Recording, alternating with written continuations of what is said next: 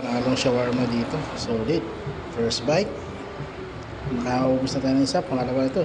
Yung pangatlo. Sa halagang 100 pesos. Solve ka na. Plus tubig. Iwas muna tayo sa soft drinks. Kaya tubig muna. Yun, no? Yan. Meron pa silang panalo. Halo-halo ice cream dito. Yan. Napaka-solid. Sa halagang 50 pesos lang yan. Swabe na. Perfecto sa summer. At tikman naman natin itong halo-halo nila ice cream, halagang 50 pesos. Solid, sa sarap. Yun, no? At yun, ngayong summer, napakainit.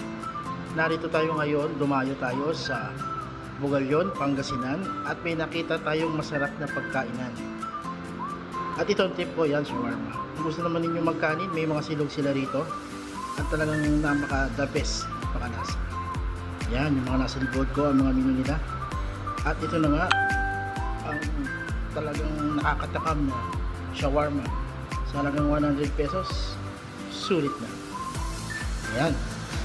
Tikman natin for first bite. Wow.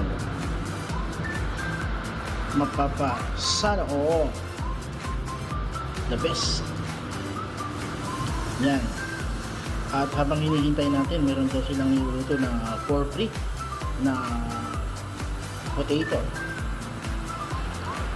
Yan, ubusin natin yung mayonnaise nila. Unlimited yan sa mayonnaise. Talagang masosolve ka.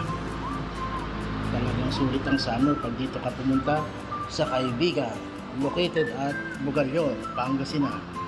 The best talaga. At di lang yan, ito na yung pa-free nila. Napakalaki ng hiwa. Potato fries. Solid. Maraming salamat po. Mga idol, pasyal ka dito sa Kaibigan. Napakasarap at mura ang kanilang mga dessert at pagkain, lalo na ang shawarma. Follow for more. Thank you and God bless.